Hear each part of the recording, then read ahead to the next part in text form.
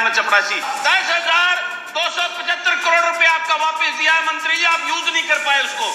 यह बड़ा दुर्भाग्य है। यह सरकार गरीब का शर्म शोषण करके 5 किलो अनाज पे उनकी वोट लेने में तुली है, उनको उस दलदल से बाहर निकालने की चर्चा क्यों नहीं करी। मैं सदन का ध्यान दिलाना चाहता हूं कि सरकार बड़े बड़े दावे करती है, सबका साथ सबका विकास। मैं पिछले 4 साल से अपने महम के लिए गर्ल्स कॉलेज की डिमांड कर रहा हूं, हॉस्पिटल की डिमांड कर रहा हूं।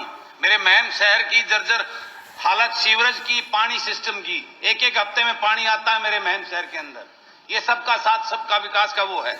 मेरे महम के सड़कों का हालात जो मैं पिछले 2 साल से उप मुख्यमंत्री को कहता रहा हूं, फरमाना से निदाना रोड, महम बड़ंबा कलानौर बेरी रोड, बहुअकबरपुर से समर गोपालपुर रोड जो गांव का पोर्शन है, बहु अकबरपुर से निदाना रोड का, महम से भैनी भैरो टेंडर हो चुका है, 4 महीने से काम शुरू नहीं किया। इन सड़कों की हालात इतनी जर्जर है, मैं पिछले 2-2.5 साल से आवाज उठा रहा हूं। महम लाखनवाला ड्रेन की सफाई और उन पटड़ियों की मरम्मत करना, ये बार बार कह रहा हूं, लेकिन कोई ध्यान नहीं दिया जा रहा है। मैं सदन का ध्यान देना चाहता हूं कि ये सबका साथ सबका विकास खाली बातें ना करें, उसको धरातल पे सरकार काम करें। उसके बाद अध्यक्ष महोदय, उपाध्यक्ष महोदय, मैं आज बेरोजगारी जो सबसे बड़ी समस्या बन गई है इस प्रदेश की, सरकार 2 लाख से ज्यादा पद खाली पड़े हैं, लेकिन सरकार की मंशा नहीं है। सारे जो सीईटी के पेपर थे वो 61 ग्रुपों के पेपर आज कोर्ट के स्टे की वजह से, पैरवी ना करने की वजह से, आयोग के द्वारा ढीला रवैया होने की वजह से, कोर्ट की फीस ना भरना, बार बार टाइम मांगने की वजह से 61 ग्रुपों के पेपर जो है ना वो स्टे में लटके बैठे हैं। अनेकों जो है ना सीईटी आईआईटी के इंस्ट्रक्टर की ज्वाइनिंग रुकी है, टीजीटी की जो है ना 7400 उनकी वो ज्वाइनिंग रोकी पड़ी है। ये हालात आज हमारा बेरोजगार ऐसी दशा से जूझ रहा है कि सरकार उसकी प्रति कोई वो नहीं, जवाबदेही नहीं है।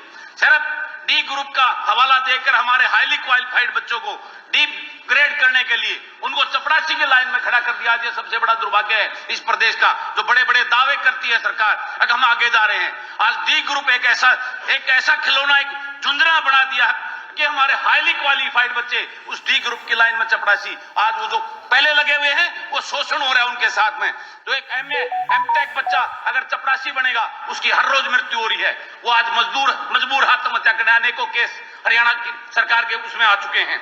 उसके बाद अभी भाई अरुण ने बताया कितना बड़ा अपराध बढ़ रहा है, उसकी मेन वजह है हमारी पुलिस का डिमोरलाइज होना, पुलिस में कर्मचारियों की कमी होना, उनको अच्छा वेतन ना मिलना। जो सरकार ने दावा किया था उनको हरियाणा, पंजाब के, हिमाचल के और चंडीगढ़ के बराबर जो वेतनमान हरियाणा पुलिस को देंगे और उसकी कर्मचारियों की पूर्ति करेंगे, वो कमी की वजह से और कम सैलरी होने की वजह से आज हमारा पुलिस विभाग डिमोरलाइज है। सरकार अनेकों दबाव से उनसे गलत काम ठीक काम सब करवाती है, लेकिन उनका ध्यान देने की तरफ सरकार का वो नहीं है, जिसकी वजह से अपराध बढ़ता जा रहा है। वो अपनी पूरी ईमानदारी निष्ठा से अपनी ड्यूटी नहीं कर पा रहे, जिसकी वजह से ये सारी चीजें सामने आ रही हैं। उसके बाद मैं पोल्ट्री फार्म की जो पॉलिसी केंद्र सरकार की है, मैं सरकार से कहना चाहता हूं, जब आपकी सरकार है केंद्र में, तो स्टेट में वो पोल्ट्री फार्म की कॉन्ट्रैक्ट की पॉलिसी को लागू क्यों नहीं करी सरकार? इसके पीछे सरकार की क्या मंशा है? उसके बाद एचकेआरएन ऐसा एक शोषण का युवाओं का माध्यम बन गया है, जिसमें युवाओं को जब जरूरत होती है, जब मंडियों में जरूरत है, 18 दिन के लिए उन युवाओं को भर्ती कर लेते हैं, 18 दिन के बाद नोटिस देकर बाहर कर देते हैं। क्यों उनका अपमान किया जा रहा है? उनके हालात से खिलवाड़ किया जा रहा है। सरकार को इस पे चिंता करनी चाहिए।